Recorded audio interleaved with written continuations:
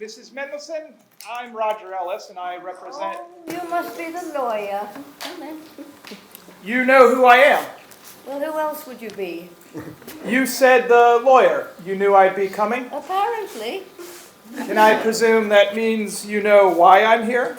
Yes, you heard from Julius. Yes, your husband wants you to stop contacting him. Oh, I'm not so sure about that. We loved each other. We had a very good marriage. I have to presume at least one thing was wrong, or I wouldn't be here. Oh, you want to know what was wrong? That's really not my business. I'm just following my client's orders. I'll tell you what was wrong. You see, I could never record in advance a program on the TV. I know I should learn to do things for myself, but it's nice to have someone always to do things for you. But it drove Julius crazy, or so he says. So now he's trying to teach me a lesson. Am I bothering him? I'm just asking how to record on a Monday what will be playing on a Tuesday. That's really none of my... Oh, I know he says he's teaching me a lesson because that shows how well we knew each other. It certainly shows how well he knew you. He knew that you'd be contacting him. Each other. I knew he was going to do this. Well, now I'm afraid that I have to do this. This is a... Oh, a letter from Julius. stating that you are to no longer contact your husband. Well, my husband is dead. What? You didn't know? No, they just gave me the envelope and told me to come and see you. Some way to run a business. Let me get this straight. Your husband is dead, but you claim that you're... Oh, we talk several times a week. Explains why Hayes was smiling when he gave me that envelope. Nothing. I'm sorry for your loss. Oh, it'll be 2 months this coming Thursday. Again, I'm sorry. Yesterday, papers were delivered to my office. They have very detailed instructions as to what your husband wanted done. Well, he waits 2 months to say what he wants. How important could it be? Apparently, it was a very involved process getting us the papers. Several intermediaries. I'm not really clear on the details. However, the instructions are very specific as to his wishes. That I am not to contact him. Or so he says. It's stated very clearly right here in the second... I can read, Mr. Very clearly.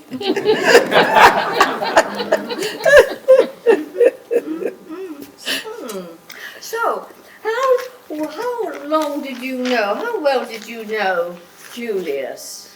I never met him. I've only been with the firm for a couple of months. Prior to joining, he engaged my office in handling some matters for him after his death. There were other matters? It turns out there was just this one, although I probably shouldn't be telling you that. My lips are sealed. So, you don't know Julius. I never had the chance to.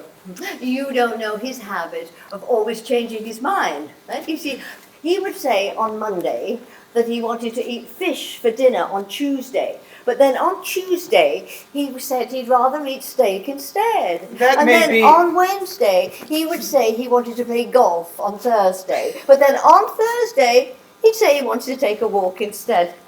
That may be, but I think it's highly unlikely he'll be changing his mind about this, given his current circumstances. How many envelopes did he send to your office? I beg your pardon?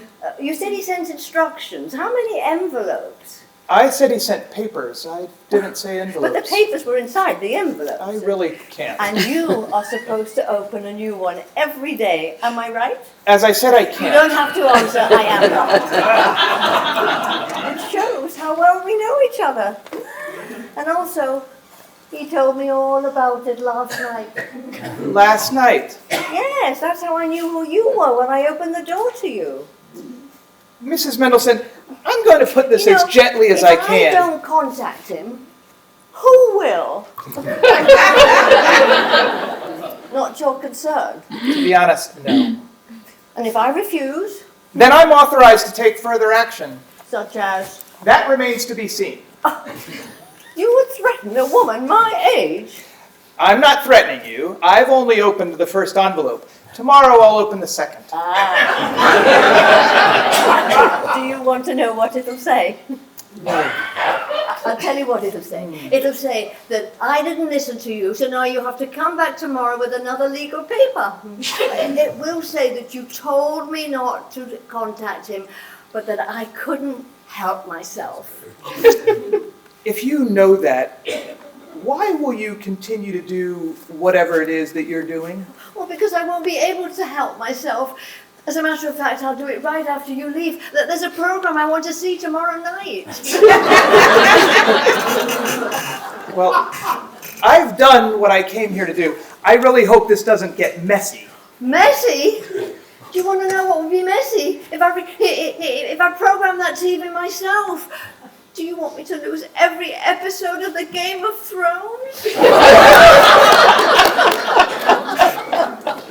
Personally, I sympathize, but this isn't a personal matter. Well, speak for yourself. To me, this is very personal.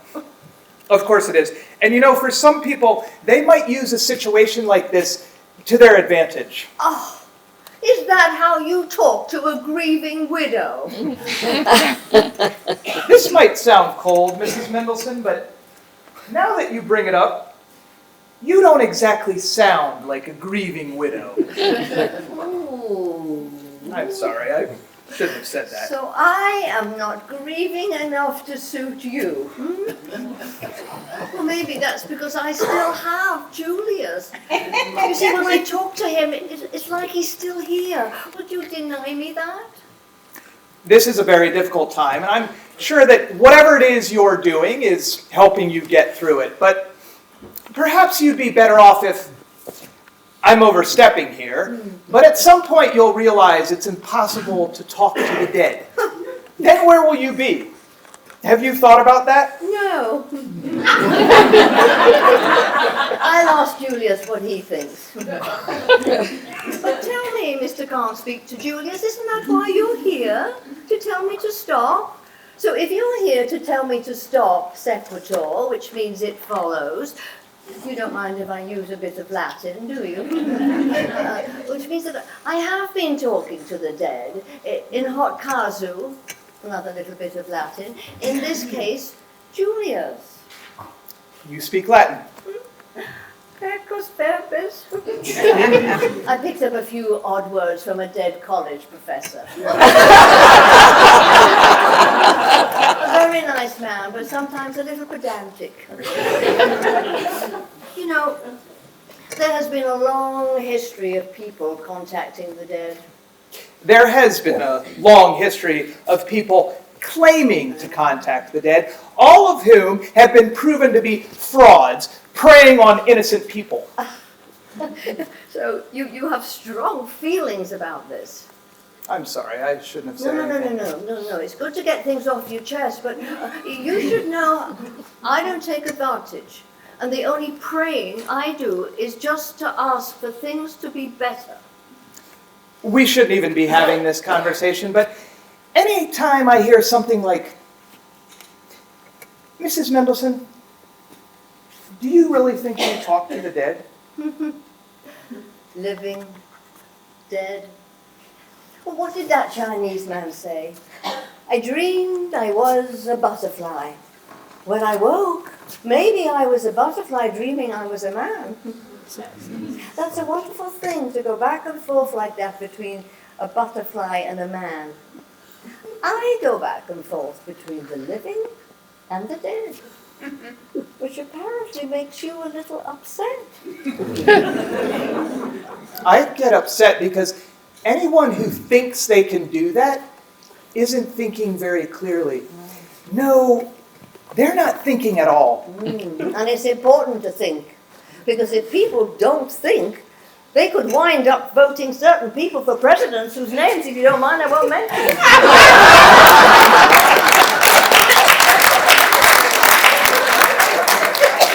You know, sometimes you shouldn't think too much. Sometimes you have to just let it go. Let it be. All right. I really don't care. As long as you keep your delusions to yourself and I can go back. Oh, I know. Don't take advantage. But tell me, Mr. Burner at the stake, why is this such an issue for you? You know, just asking. It doesn't matter. Did someone dead bite you when you were a child?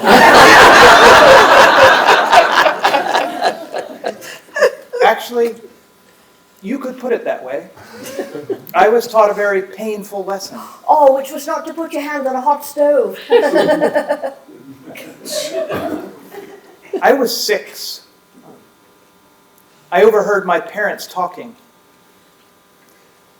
My Aunt Sally had just died because she followed the advice of someone who claimed to be a medium. That sounds terrible. It was. I loved my Aunt Sally. No one knew she was talking to that woman. It wasn't until after she died that my parents found her diary. She missed her husband, and that woman led her to believe that they were in contact with him. The last entry in her diary said that the medium told her to go to a lake. She never got there. It was a car crash, a drunk driver, a head-on collision. If she hadn't been heading to that lake, so don't tell me it's harmless, because I know it's not. Houdini dedicated his life to exposing mediums, and frankly, sometimes I wish I could do the same. Which explains why I was given this job, and no one told me that your husband is dead. It's a joke. Well, not to me. I'm sorry. I didn't mean that. It's a prank the people in my office are playing on me. They know how I feel about this, so Hayes thought it would be funny to... He was smiling when he gave me that envelope. Do you know what he said to me? Here! This one's right up your alley! Mother. Well, you must know, I don't tell people to go anywhere. I just sit here on that chair all by myself and wait. Sometimes they come, sometimes they don't. Lately, I have been lucky. I think maybe it has something to do with global warming.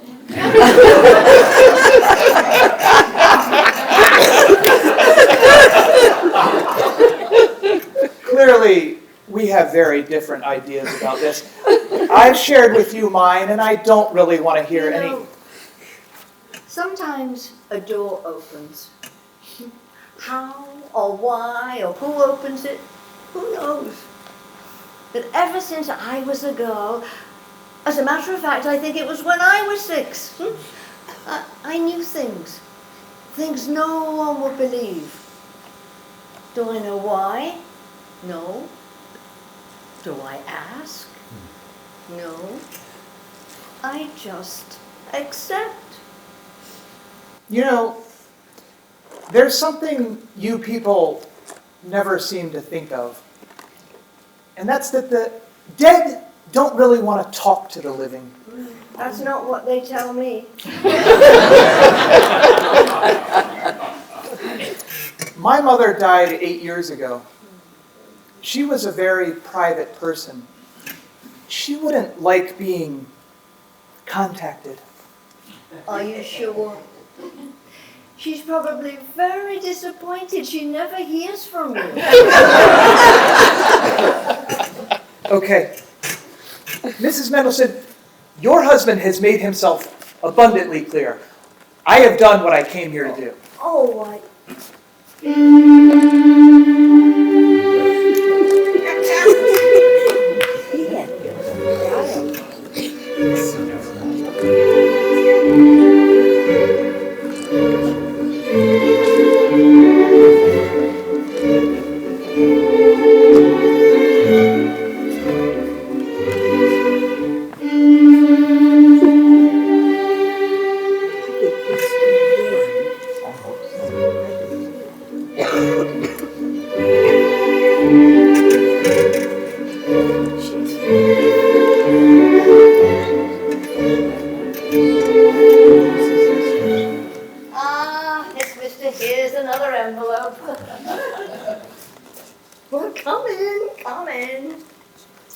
This is a letter threatening legal action if you don't stop contacting Julius.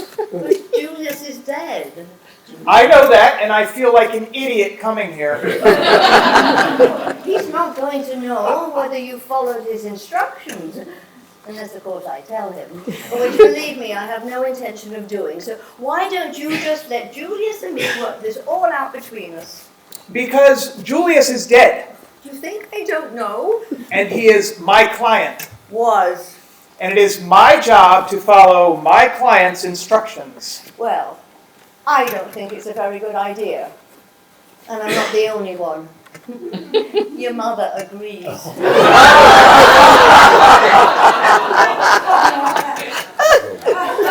My mother? Yes, I spoke to her yesterday right after I contacted Julius. And how is Marcia? I wouldn't know. Even though you spoke to her. Yes, because her name is Andrea. Do you think that's nice to trick me like that? But you can try and trick me. Who's tricking? I said I spoke to your mother, and she said to tell you to stop bothering me. Oh, and she wants to know, did you finish law school? Is that the best you can do? Not something a little bit more tantalizing, like, did I? And she also wants to know, did you ever marry that nice girl you were seeing, Yvette? How do you know my wife's name? Your mother told me. Well, she'd be very happy to know she's your wife now. Oh, when did you marry? Just asking. I'm not going to tell you that. You people. I just thought your mother would like to know. To even pretend that you spoke to All my... right, Mr. Temper Tantrum. We won't talk about it again. But I have to tell you, your mother said you'd react this way. Oh. She also wanted you to know that they did not mean you to hear that conversation about Aunt Sally. You see, they thought you were sleeping upstairs. They only realized you were listening when they saw you standing there holding that little bear you loved so much. Benny, yeah, the one with the button for his nose. There's no way you could know that. Your mother told me. Anyway, I'll tell her that you married Yvette a few years ago. 5. We've been married for 5 years. Oh, do you have children? I assume she'll ask. Not yet. Oh, she always wanted grandchildren. She did. She always said that. Are you working on it? Just asking. All right. That's enough. I have no idea how you know what you know, but I won't take part in this. From now on, if I come here again, please, there will be no more of this. This subject is closed. Oh, don't get so excited. There are only 2 more envelopes. How do you even know that? I will see you tomorrow.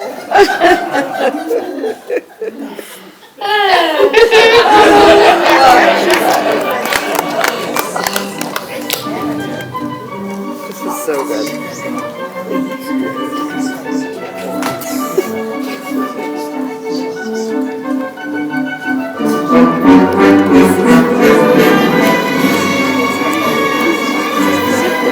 Yeah.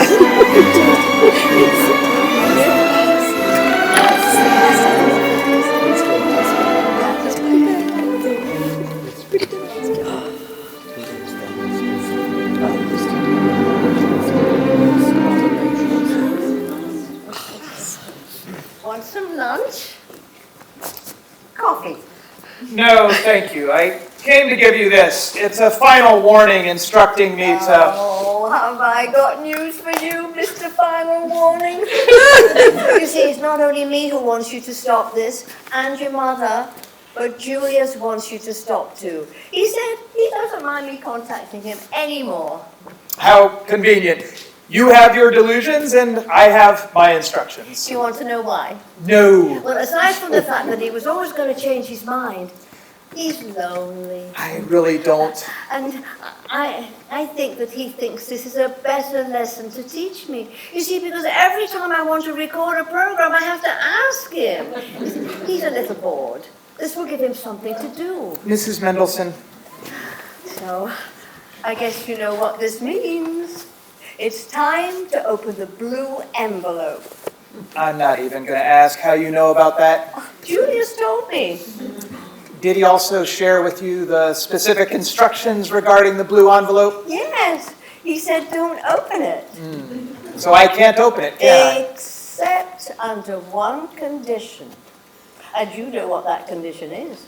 Suppose you tell me. Yes. Someone will say to you, it's time to open the blue envelope. And then you should say you can only open it under one condition. Sound familiar so far? That hasn't met the condition. I am getting to that. Now, someone will ask you a question that will contain a word that would not casually be used in ordinary conversation. Sound familiar? That isn't the question. Oh, don't be a smart mouse. Now, do you know why Julius left those instructions? I do.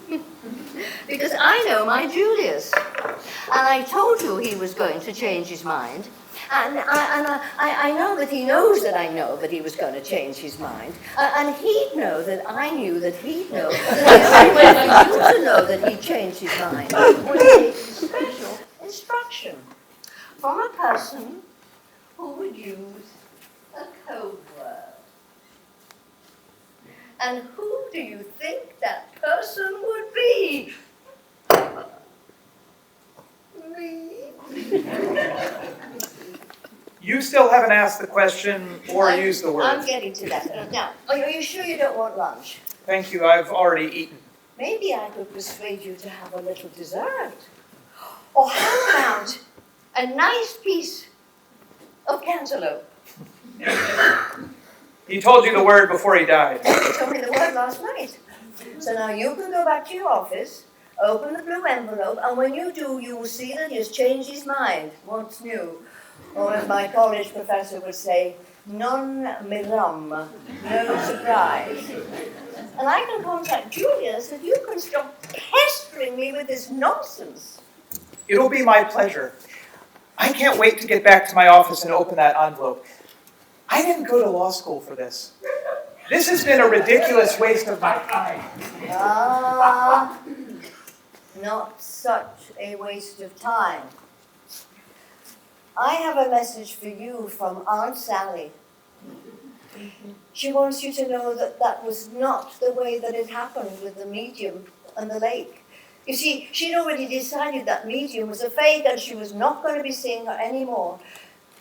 So when the accident happened, she wasn't on her way to the lake. She was just out doing her errands. You're forgetting about the diary. Ah, the last entry in the diary that your parents read. That was written the night before. You see, she changed her mind the next morning and never had time to write about it. I'd actually like to believe you. It would... And she said to tell you that Aunt Sally sends you a hug. You want me to?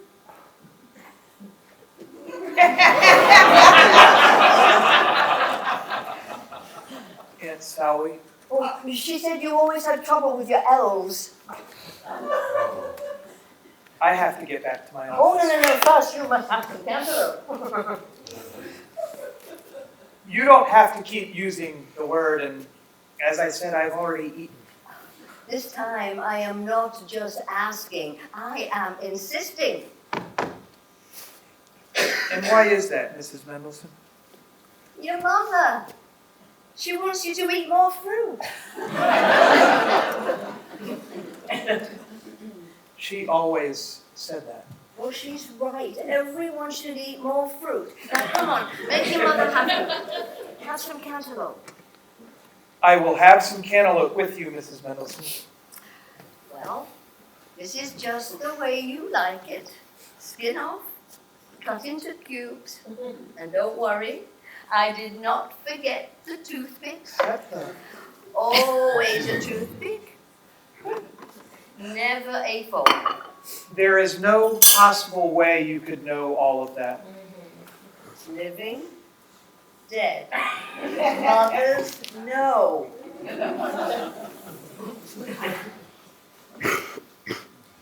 Thank you.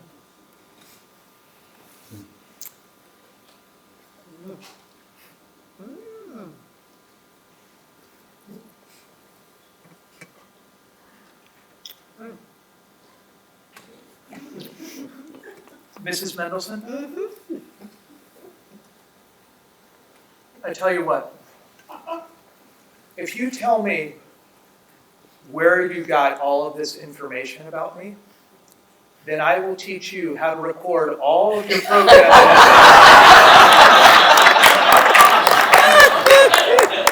That is such a nice offer. But I'm afraid I'm going to have to say no thank you.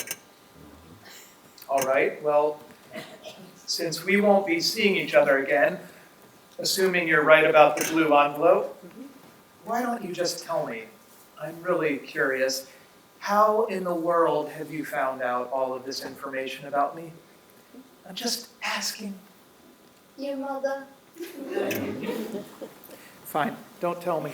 And it's not information as much as two mothers talking. Oh my God.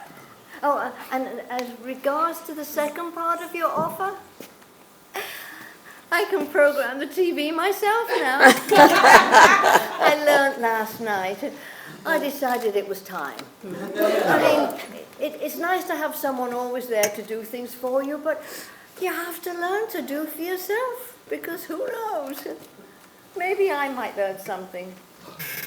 And so tonight, I am going to tell Julius all about the blue envelopes. That way he'll know you followed his instructions. Oh, and if you don't mind, I'm going to tell your mother that you've started to eat more fruit. Mrs. Mendelson? If you don't mind, could you also tell my mother that Yvette is pregnant? Oh! Oh!